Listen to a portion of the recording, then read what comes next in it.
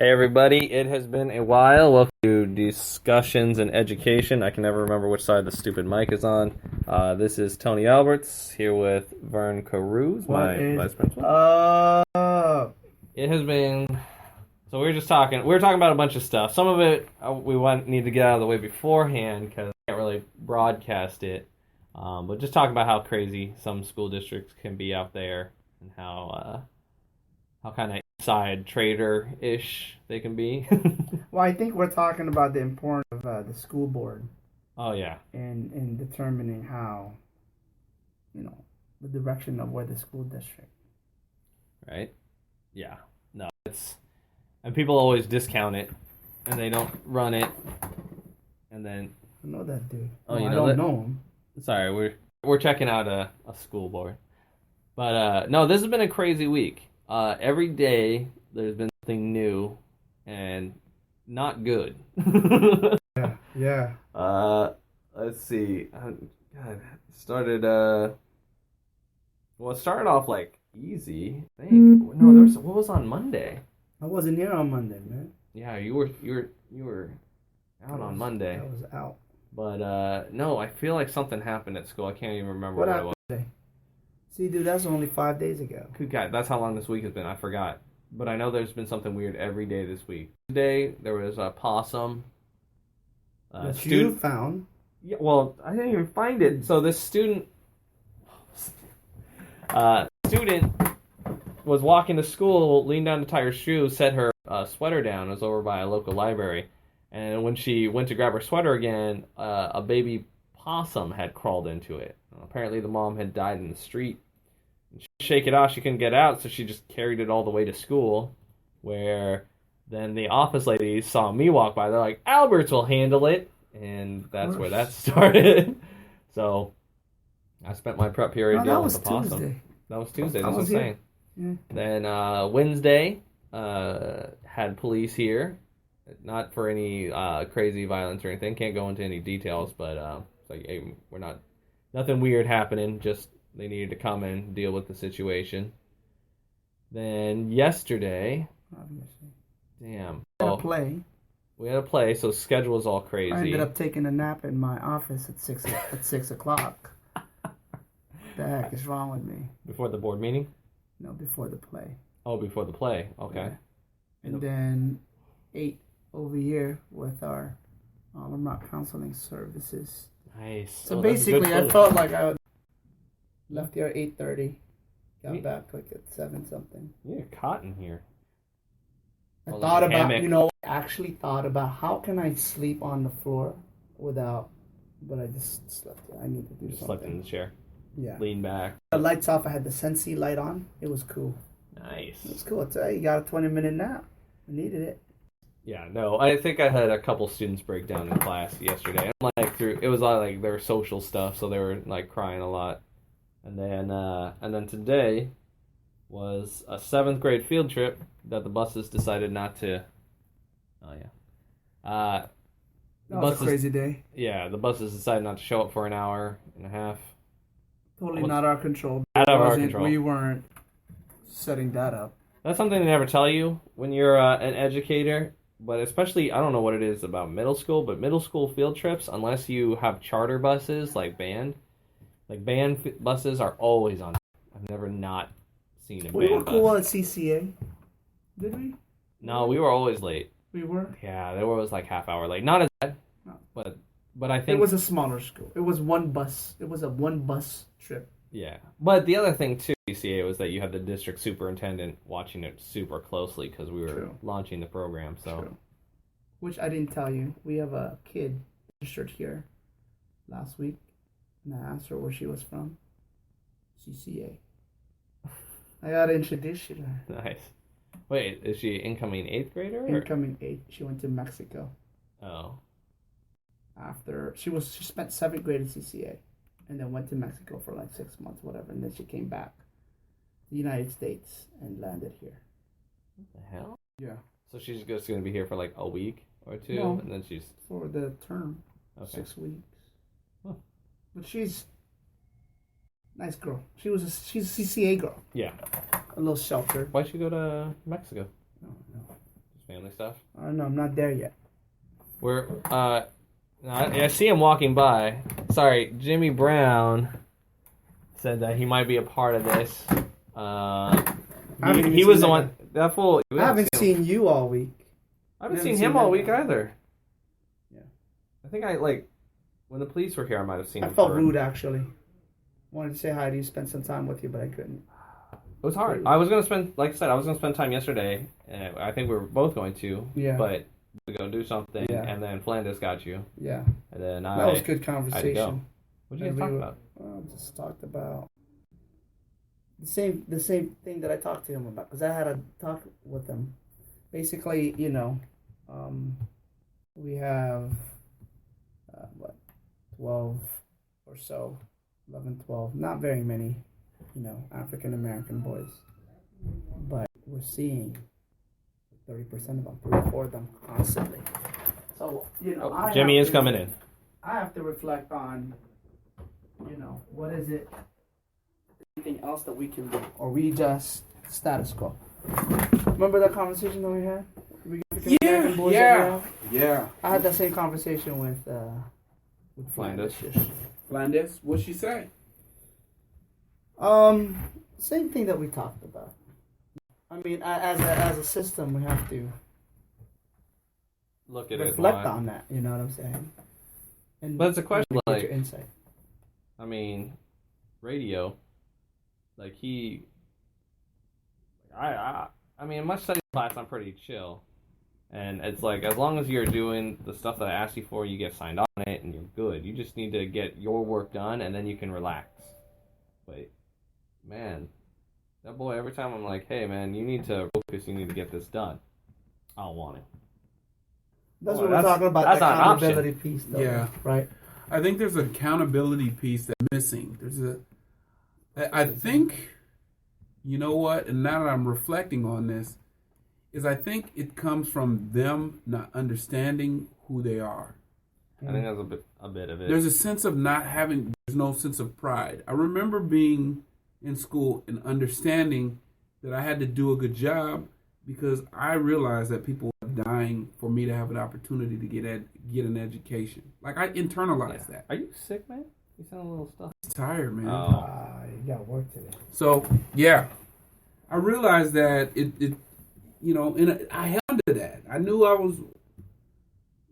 for me, as a African American male, people sacrificed for me to have opportunity, and I wasn't going to waste it. Yeah. And it meant something to me. So what made you think that way? Well, because I started exposure. I internalized it. So exposure to my history. Very little that I had.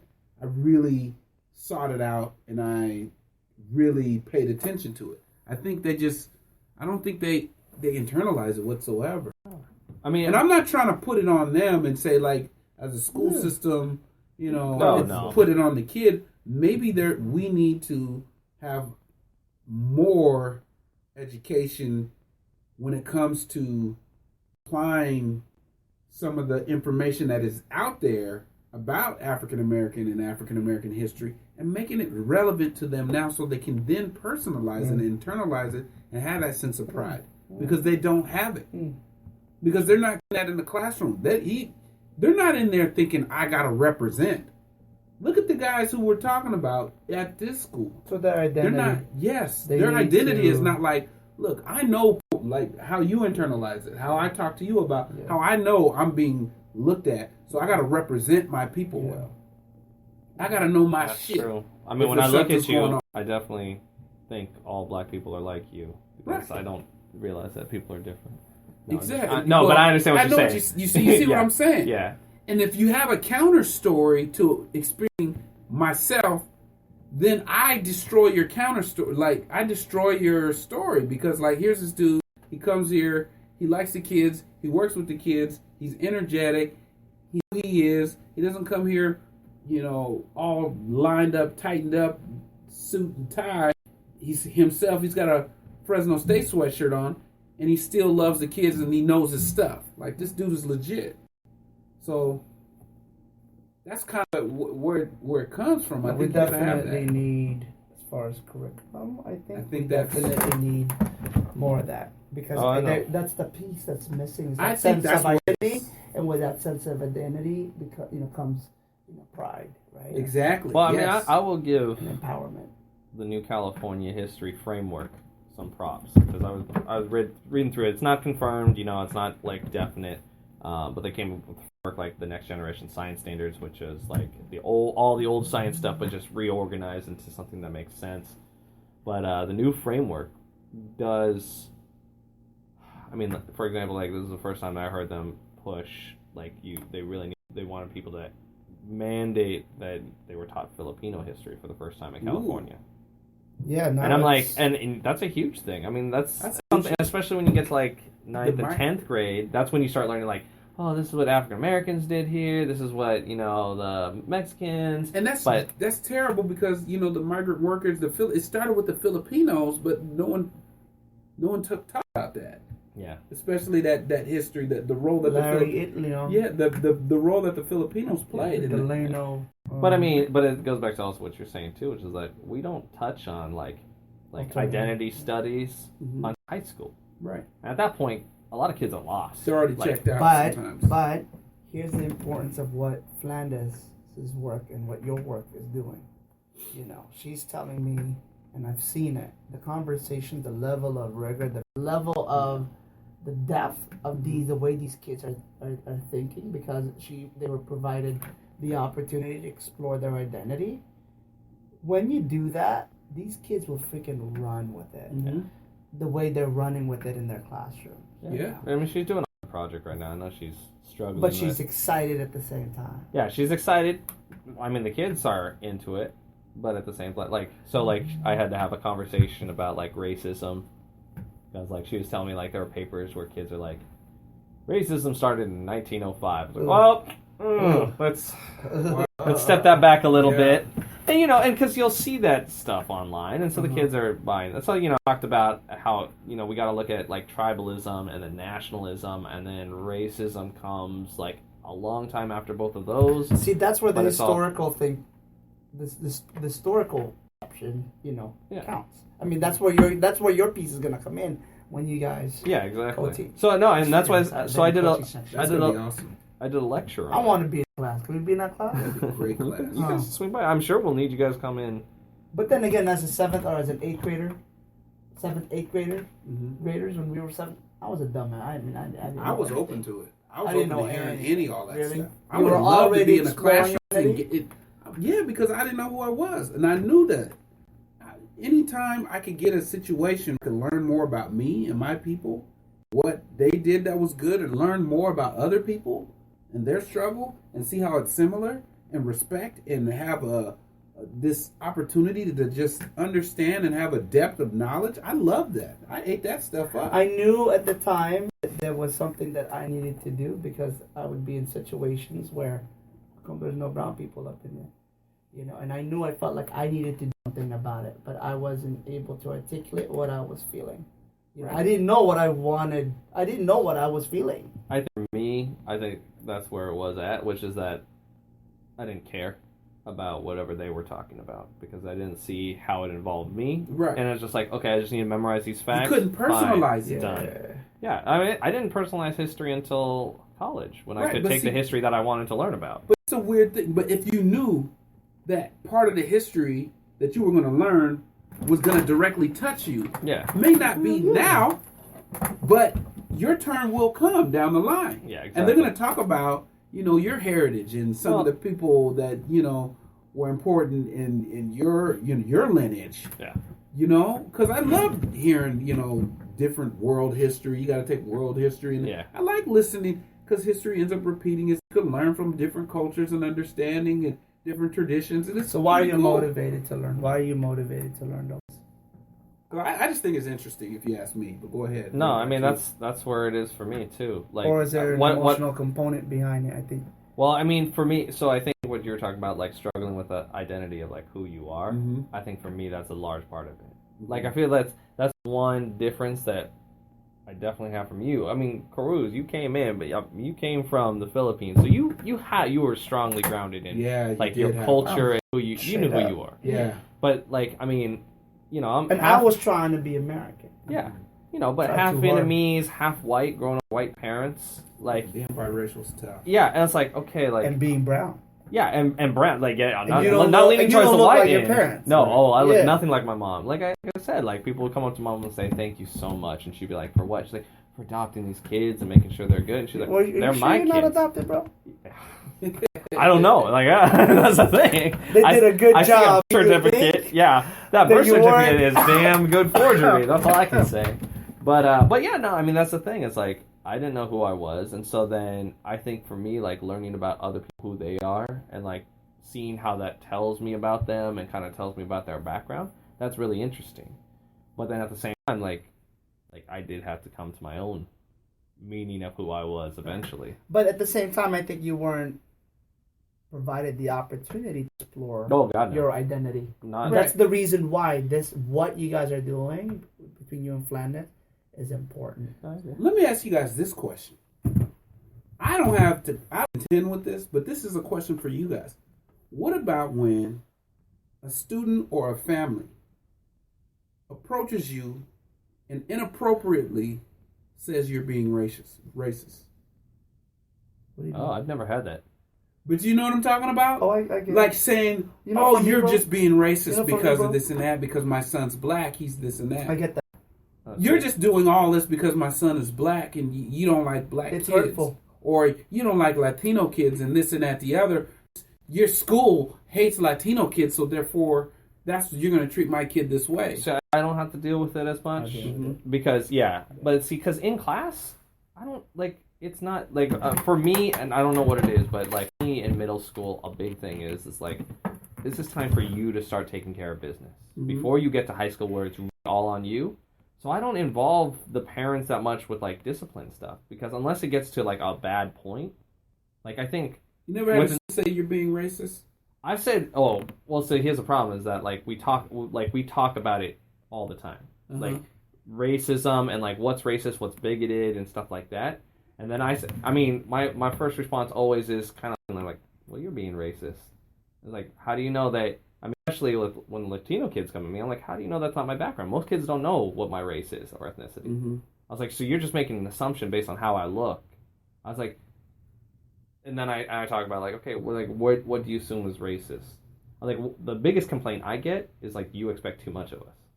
My whole honors class this year threw that at me. What do you mean? They all said, Mr. Alberts, you expect us to be someone we're not. I was like, yeah, I do. Like, you want us to do way more work than we want to do. So that's what I get. I get that your expectation for us is too high. And I'm like, no, you guys can get there. It just takes time. And you'll work at it and you'll improve. And they always do. So, like, that's what I do. But you don't get the racist... I don't know. You had that? You can't recall a situation. No. And how you handled it. No, okay, Mr. I mean, Caruso, I what think... about you? I get that because of the position that I'm in. You know, I have. How do you manage discipline? it, though? That's Well, the question. the way I manage it is at first it's hurtful, right? Because, Right. you know, you do the best that you can for any of these students, you know, and to be questioned that you're not, and that someone that you're not, and to someone that they think that you're not doing enough, you know. We do the best that we can for all of our students here, and it's hurtful because it is personal, you know. But the crappy part is, though, bro, this is what sucks. Is people who are being racist towards those individuals' kids will say the exact same thing you just said. Well, hold on. But the difference, I think, though. So yesterday, that happened to me. Okay. What did I do? I have to reflect on that. You're acting. Am I being one? Am I? You know. So and But not just me personally, but as a system, and therefore, what is it that we can do to change that? You know. And I asked your guys a different perspective because your perspective is different from my. But the perspective. parents don't know that this is what you're doing. So that's what I'm saying. But that's the thing. How do you manage it? So like, with the parent comes to you and you say exactly what you said to the parent. Like, you tell me everything you just said right here on this podcast. It sounds just like the bullshit that I hear from people who are actually being racist in other. And we talked about that.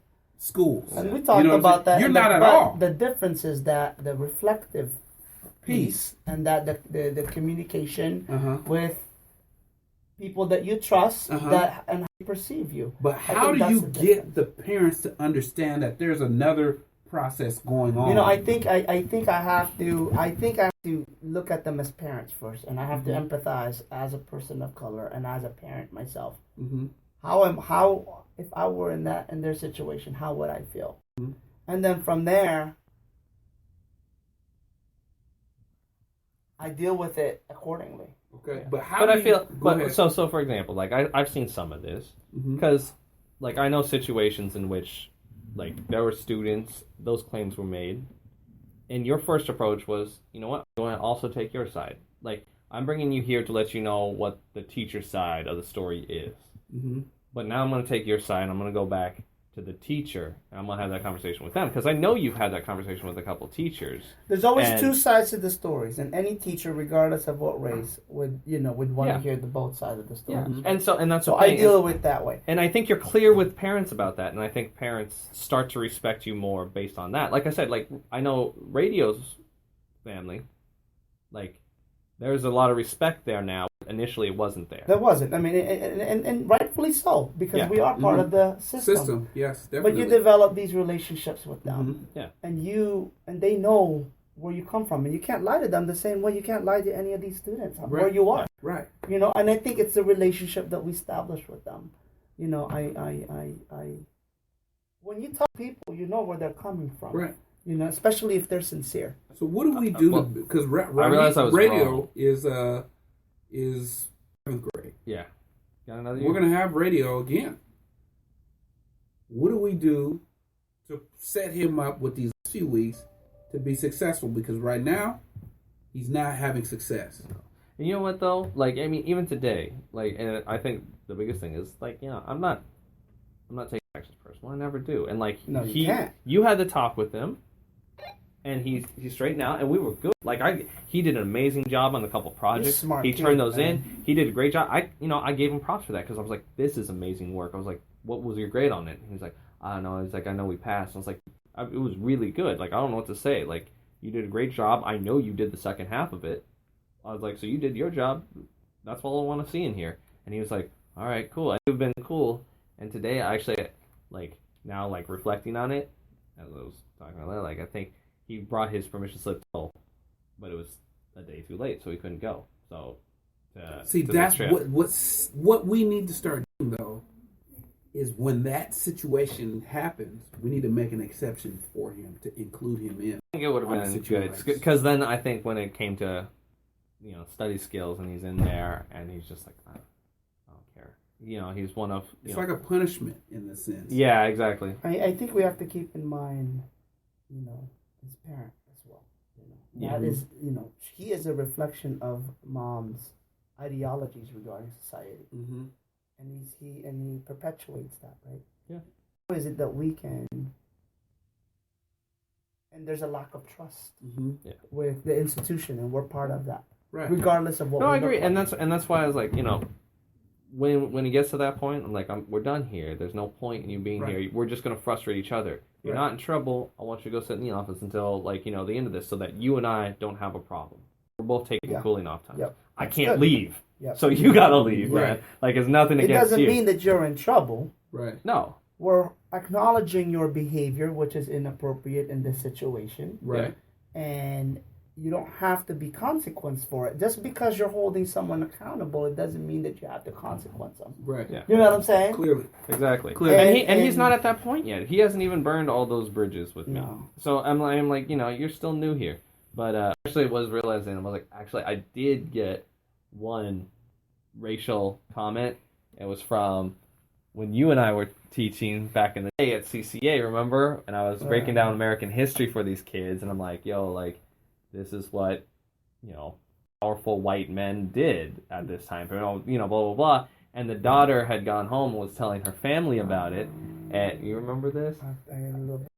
She had been, like, telling, and then, you know, the dad comes the next day and is, you know, like, you know, Albert, you know, your teacher Alberts is, like, teaching my daughter that, like, you know, and the daughter's, like, she just didn't want to be there. She was like, yeah, I don't actually have a problem with it. She had just been like, I'm sharing what's her knowledge. She'd been like, you know, white people had enslaved these people, brought them over here, and, like, you know, they were, they didn't treat women equally, and like, it was just these few people, white men in charge and making all these decisions, and they really pushed for, revolution and blah, blah, blah, blah, blah. And then Caruso's response was, but the truth. Exactly.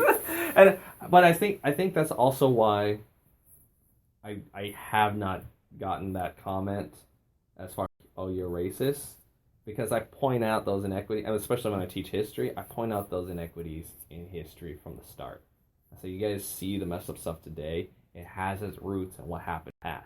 We would have eaten that up when we were in middle. I mean, we talked, we read Bartolome de las Casas, and like they were like, wait, it says that they just hit these babies' heads on the rock and threw them in the river. I'm like, that's what they did. Mm-hmm. I was like, so I don't know what to say here. There's nothing I can do to Columbus make it. Day. And we have, for example, Columbus, Ohio. Right. We still... Oh, yeah. No, there's so much stuff. So, I think that's why, at least from people of color, like, I haven't gotten that talk. But the same thing that created a situation to where radio doesn't feel like it belongs or doesn't identify with the system is why Dad was complaining. Because the truth is being smothered. Because we've been conditioned to be colorblind. Exactly. So I think that's part of what it is, but at the same time, it's so difficult because the behavior that you see and you witness is inappropriate. Yeah. So you got to deal with that first, and then you got to deal with the system and them understanding how they navigate through that system, and that's the hard part. So one of the things that Flanders, and I didn't do it this year, and I didn't have, I should have done it in Mountain View. I didn't do it when I was teaching in Mountain View. I did do it when I was teaching at CCA, but we were talking. One of the first things we're going to talk with kids about next year is this idea of code switching. We can all do it. We're talking about code switching is important. Yeah, mm-hmm. and that idea of listen, you did that. When you come in, I did mention discourse at the beginning of the year, but it's still different when you put it down as code switching. But that idea of listen, I'm going to disrespect your background or your culture. But I also need you to realize, school is itself a different background and culture. You need to be able to master both. You need to be a master of how you are on your street and your background at your family, and you need to be a master of how to behave appropriately at school. Then you need to decide which is better for what situation. Mm-hmm. I was because there are definitely times at school where, yourself is necessary. But a lot of the time, especially when you're dealing with teachers, that is not the best time. And then at least that way you're making that conscious decision of I'm going to be right now because that's what the situation calls for. So if there's an injustice, I'm going to address it academically with my school code first. Mm-hmm. But if that doesn't get a response, well, sorry, now I'm going to go to the street side and I'm going to use that response the way that I would respond there. Whether or not it's right, it's where you forced me. And then you guys are making that conscious decision. And so I think that's one of the things that we don't do well in education. Mm-hmm. We really don't, especially not in elementary. We just try to beat them with this is how you act at school. Well, once again, it's because of the institutionalized racism. Yeah, the institution wants you to behave this way. We don't care how you do it. We just care that you do this. Yeah. Because whoever is in power is comfortable with receiving in this package. But you have to be. Exactly, because that's what I'm accustomed to doing. And see, and that was one of the interesting things I had heard. And we still have to navigate that on a daily basis, the three of us. Yes. But one of the interesting things I heard was a project in which kids had to do a professional academic presentation, but then they were required to do the code switch. If you were presenting to your boys or your girls or your family, how would you do that presentation differently? Something about code switching, it just makes me feel uncomfortable. The term code switching, I do not like it. The need to.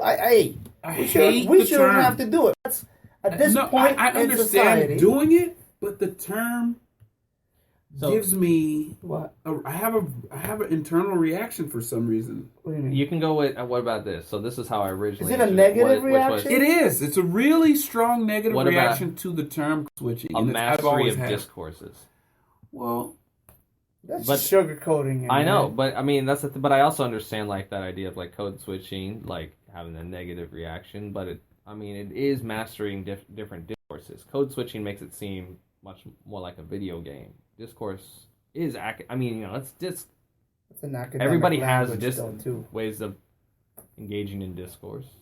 I don't know what the best. I'm just telling you that something about the term doesn't resonate with me, and it's been going on for years. So it's not just you using it; it's been an adopted, especially in education. Yeah, in education, everybody talks about code switching. What I think the problem is, it loses its value because it's not described; it's just referred to, and I think. I have an actual lesson on it. Yeah, but as academics and as teachers, and we understand that what that means. But what ends up happening is the view of the meaning gets lost because people start saying code switching and they think they understand what it means, but that's not exactly what it is. So I think I can see that. For me, that's what it starts to lose the efficacy. Well, I think that's with a lot of terms that we use in education. For me, it's social justice, for example, is losing its equity. meaning because equity, coloration. I mean, it's But also, I think the thing you're also kind of secretly getting at, which is that, like, especially in education, when you use the term code switching, we don't actually mean, and that's why I said, like, doing a project in which you present in both languages in order to give value to both in the setting that we're in. But most of the time, code switching in education is used as, like, you need to switch your ass from your code to my code. And if you don't, you just don't know how to do it. You're not mastering code switching. You lose. You lose. You're out of here. And it's like, whoa. Like, code switching, that idea is the fact that you can go back fluidly between both. And that idea, you have that mastery of both. So it's like, okay, well, if you're not going to give value to the other side of the code, then it's not code switching. It's learn my discourse. It's learn my code. There's no switch there. Right. It's just like, this is what you got to do. Right. And there's no value given to the other. So I can definitely see that aspect of it as well, beyond just like it losing its meaning, but I can see it being used. I don't even know if it's that per se. For me, that's what drives me crazy. I have to find out what it is that made me so disturbed about it. I think it's more of a appropriate. You think it's that idea of like turning a part of yourself off? So look, I grew up in a bad part of this city. And there are people who say they will never go to that part of the city and don't ever have to go there. But the skills I learned by being part of that side of the city that people no longer don't wish to even be a part of. You mean the side I live on? Yeah. You live in the hilly side of that. Yeah. Oh, please. I'm right on the line, dude. I'm right next to where he goes. You're on the east side of the east side. No, I wish. Being over there and growing up there, and there's a culture and the skills and I've learned, that makes me, that's part of who I am. Hey, those are skills that you develop, bro. Yeah. That, that served me. Still, that served me to this day, even still. And that's how I connect with the parents and the students, because of the skills I've developed when I was over there. But it was socially inappropriate for me, my freshman year at Fresno State, to behave in a way that was like I was still on the east side. I beat up one of my roommates, and I almost beat up another one. And it was like, it was to the situation, man, because it's like, look, you talking shit to me, let's go. I don't waste time. Like, but you know what I'm saying? That's how it's handled. We don't play this. I don't play this game where you're gonna get in my face, you're gonna run your mouth, and we're gonna bump chests, and I'm gonna be like in your face, bro, what's up, man? No. You talk like that? You want physical violence? It's not respect. You don't disrespect anybody from the hood either, right? Because you punch in the mouth. There's consequences, right? And I think that's how you develop those skills, where you're, the humility, and at the same time showing people respect and acknowledging their presence. Those are skills that you have to develop, right? Yeah. But what you have to learn. This is my house, it's not like that. No. It can't be like that. But what I had to understand was those skills don't apply to every situation outside of the hood. It applies in the hood. It doesn't apply outside of the hood. You have to live outside. And so I think there's something there. There's something missing in the respect for that transition in the word code switching. Because I think it oversimplifies what's actually happening. And you know what I mean? Yeah, and it devalues the other culture. The other culture. And And I see that point because when I hear code switching, it's one way. It's only I'm having code switch. No one else does. Exactly. Can you imagine if you were at a board meeting? I'm having a code switch. Right. Because we're not going to sit here and tell white folks, oh, you got a code switch. Right. And I've when seen you're going to a Latino family. No. But, right? But we kind of are. Cause now we're kind of hitting it now. We're not getting to like the discourse, like the talking and that. But like that idea of like cultural sensitivity. Yeah, but it's not used as code switch. No, and that's the thing. It's like code switching is like, oh, you got to master the white academic language. Right. But cultural sensitivity is like, oh, this is where you show like respect to the cultures of these kids. But even then, it's still in the context of the white academic language. Which is why that's what like so we're about cultural sensitivity. We're using two separate phrases and terminology to describe the same thing. It's not going both ways, back and forth. As I said, I see code switching doing this, back and forth, both directions. Yeah. But with regards to me, it's only one way. Exactly, and that's kind of part of what doesn't. When you get that reaction of like, man, motherfucker, I've been doing this my whole life. Do I got to do this my whole life? Right. Like, when can I be me? Come back my way? Yeah, exactly. You know what I mean? Yeah, when's it coming back my way? Where you got to respect and listen to, and because I don't get that same level of like, they're not going to sit here and be like, oh. Because they don't have because they don't have Filipino immigrant. Because they don't have to because we're always code switching to that side. Exactly. They don't have to do that. Why do that if we're always going towards that side? Exactly. And I think maybe that's where the animosity is coming from. I'm not 100% sure that that's where it is, but that's a good start. But the irony too is that I appreciate you bringing that up. You know, because I hadn't thought about that. They watch that. It's like, oh, that's just mainstream American. Like you just gonna get in line with mainstream American culture. Yeah. That's why you got to go that way. Yeah. Well, I mean, that's the idea of whitewash, all that stuff. Yeah. So let me roll these questions by you guys because I came. So when I planned to talk to me, I was like, okay, come up with 6 questions. Crazy about this too, man. She really liked my questions. She was like, these are awesome, and I'm like, okay. I'm glad. So I think we're gonna start with like, why do people immigrate? And I am going to definitely bring in. Can you talk about what you guys are planning on doing for? Oh yeah, so next year the English teacher and I. Yeah, exactly. The English teacher that I work with on my team, she and I were talking about how we can adjust U.S. history and English to support each other and work better. And she really wanted to do an ethnic studies program. And so what I did is I came up with 6 questions, kind of one for each term to focus us. And then she's rolling with that and trying to figure out how she could build an English curriculum around that, and I'm going to build a history curriculum around it. So 6 big questions to drive us, and some of them are pretty typical. Like the first one was like, why do people immigrate? I'm also going to be looking at forced immigration, and like forced immigration. Like today, we don't really talk about forced immigration much, but sorry, folks picking up trash. Thank you, sir. But that idea of like today, like if people didn't immigrate from Mexico, would they be starving to death there? In a sense, that's forced immigration. Like if you are facing death somewhere or the option of traveling somewhere to make a living, like what choice do you have? Especially with the war. But I mean, then you can tie that into slavery and stuff like that of like, their asses didn't want to immigrate, like, and there's a lot of them. That's good. Then the second one was, I think it was like, do I change for society or should society change for me? And that idea of like when you get here, like what should happen? Like do you become their society, and that's a hard question, like it really is, because I mean we'll argue about this stuff, but then there's things that like I'm like, and I like, and I'm open to other, I want to hear it, but there's things that I'm adamant against, which is like, listen, I don't care like what you say, you're not allowed to stone a homosexual person to death. Right. You can't pull out a gun and just shoot someone in the middle of an argument. Like there's things that like social norms that need to exist, but at the same time you got to address the other issues, which is like if you bring a bunch of poor people over here and then you keep them poor, what choice do they have? Right. As far as some of it goes. That's good. That's gonna be awesome. And then like how what do you do when you build a country? Like what do you do when you're building a society? When you're building a community? Like how do you do that? Like, why do people revolt?